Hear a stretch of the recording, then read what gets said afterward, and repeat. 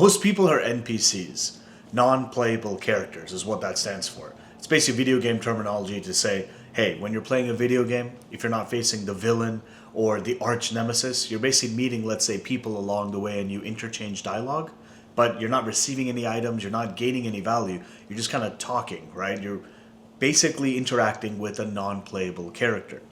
So these characters, right, if we compare them to humans today, right, are most people NPCs? The thing is, in society, if there's rules, just like a video game, right, there's folks that kind of just go with the flow. They exist perennially, if that's the word, right? In other words, in perpetuity, their life exists and there's no two ways around it. They're happy-go-lucky, follow the path, it's all good. Oh, something's an issue? Oh, that's fate, that's destiny, it is what it is. We have to just keep on going. In today's world, that's basically the folks that were preached the American dream. So being in America, the dream is essentially, hey, own a home, have, let's say, 2 cars, have a couple pets, of course, wife and kids, maybe a white picket fence in a nice suburban safe area with a great school district. And there's nothing wrong with that, right? That upholds the system systemically. If you just think about what that's kind of saying, it's saying, hey, there's a family unit and, there are certain principles that people uphold in these relationships and arrangements. And then you keep on having this structure scaled, right? And so in the end, you end up with a bunch of single family homes, a lot of families with kids, and where the financial aspiration actually landed, whether they got all those things of the American dream, is kind of secondary in this example because they're just going with the flow. The real question here is, if most people are NPCs and you're watching this video, right? This is not a slander channel. This is not a bunch of waste of time or boo-hoo, I'm depressed. This is saying, okay, if most people are, there's still a minority of people, right? The other folks. The assumption here is not that, hey, if most people are NPCs, what are the rest, right? The assumption is, oh, the rest are your highly successful people, your overreachers, right? But I'll actually bifurcate it into 2 elements, right? There's actually the people that are worse than NPCs.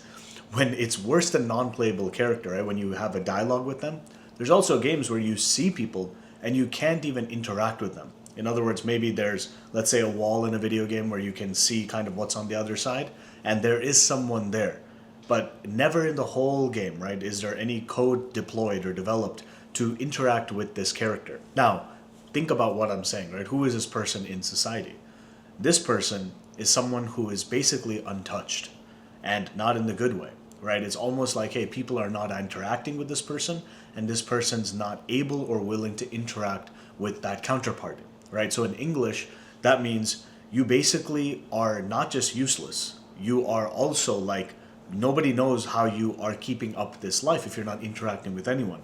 Because in society, at least in the world we live on this earth here today, it really is about value exchange, which, when you're younger, they teach you, hey, get a job, trade your time for money, use that money for whatever, right? But in the end of the day, if you take away money as a construct, you go back to the olden caveman times of humans, what's there, right? What's there is, hey, okay, I'm a man, I can maybe go hunt, I can go lift, these trees to make the fire for the village. Oh, you're a woman. Oh, you are strong. Oh, maybe you can help. Or, oh, hey, maybe socially it's not cool, so go pick berries over there and go chat with all the other, basically females or women in this situation while the men go hunt.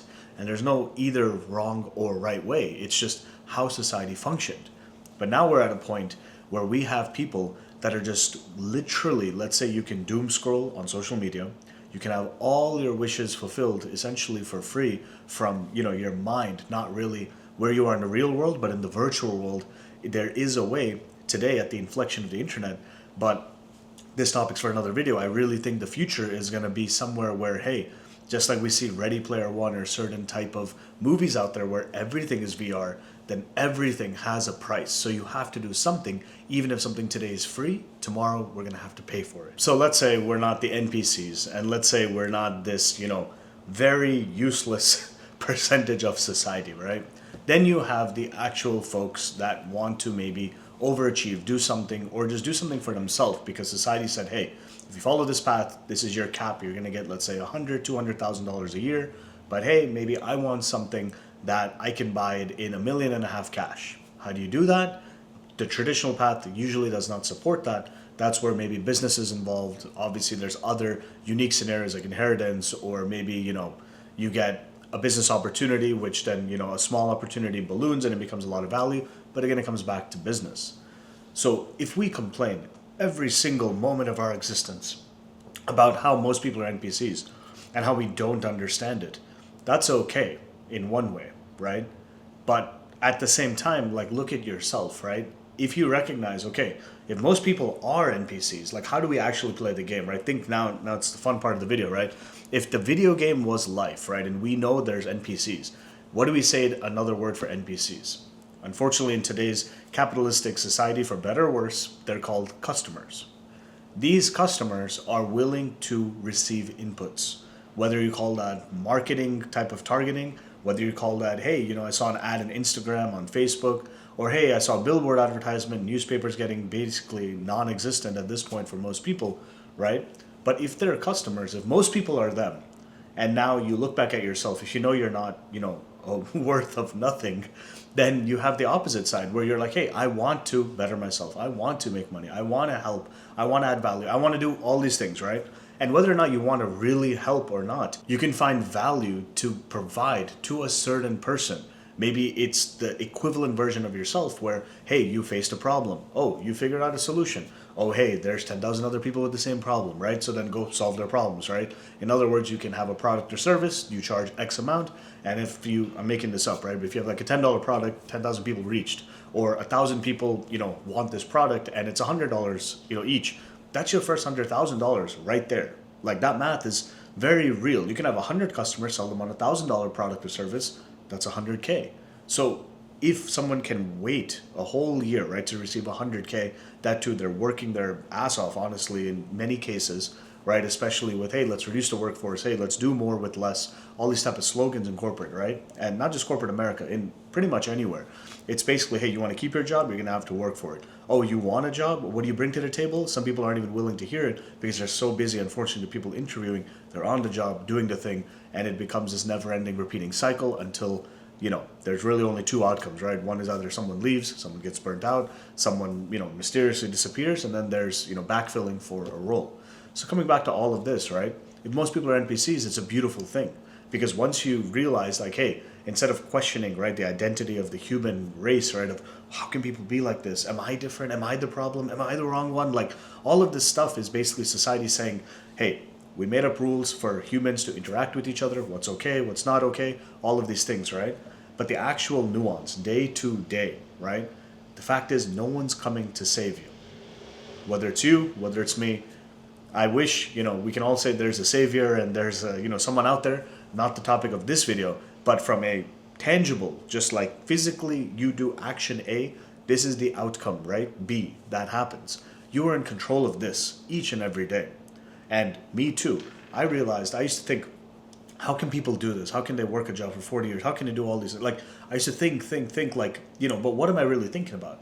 I was thinking about the fact that, do I belong or not? Because that's what humans are. They're social beings. And I realized, okay, I'm kind of spending my time on, do I belong or not? But like half the people, if not the majority of people I meet, as, the years go on, instead of me just being like friendly and social and trying to make new friends, I realized like, most people are kind of, and I'm probably the same version in their eyes where I'm like, okay, you're a nice person, good person, cool, but are we going to see each other 10 years from now, 15 years from now? Do we have something in common? Certain things. And I realized, wait a second. The people who are NPCs, I don't think like them. They don't think like me.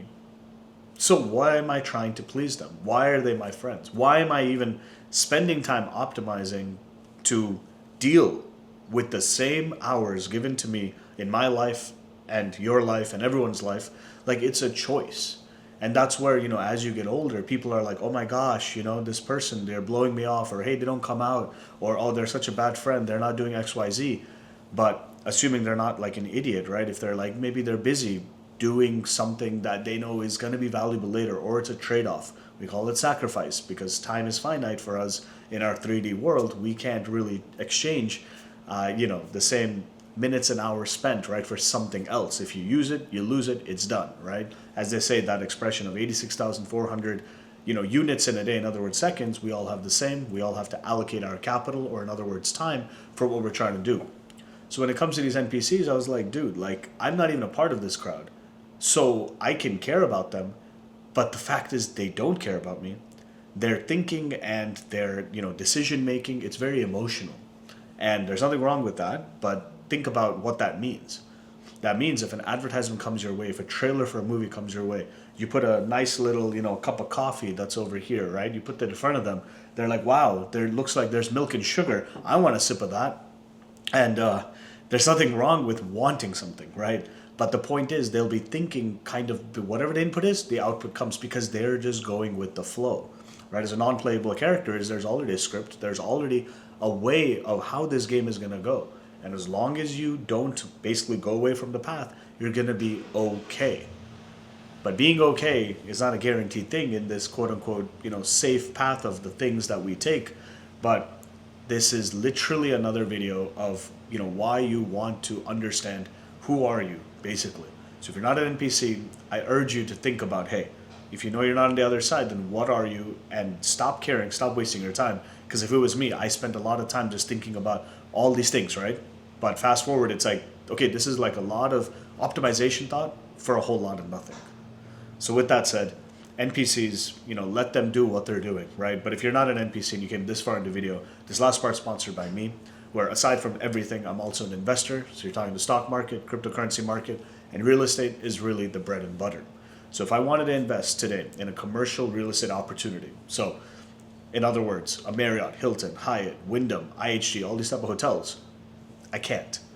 The general person can't just knock on a door. You can buy the stock right on the stock market, but it's not the same as imagine the other case where you own land underneath the hotel, which is in your name, and you have the property, whether it's a 1-bedroom, a 2-bedroom, or a certain amount of square feet because you want to just have, hey, I want monthly cash flow, right? But maybe I don't want to have this total property for whatever reason. And that's okay, because that's the beauty you get when I'm basically bringing this deal to the table, because I've been a part of many deals, but here, fast forward, I'm like, let me make the deal and let's all win together. Because I'm not thinking about this project, I'm thinking decades out, to be very honest.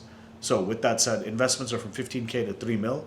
And there's a lot of advantages of the project, which I'm happy to share with the link in the description below. Check it out. It's a one-on-one 15-minute chat. We can talk about project, or we can talk about pretty much anything else, because I'm here for us. I look at it as a community type of situation, because I grew from this platform, YouTube, and without it, I wouldn't be here. So with all of that said, thanks for coming this far. Check out this video over here. Like, share, subscribe, all the things. I'll see you in the next one. Peace.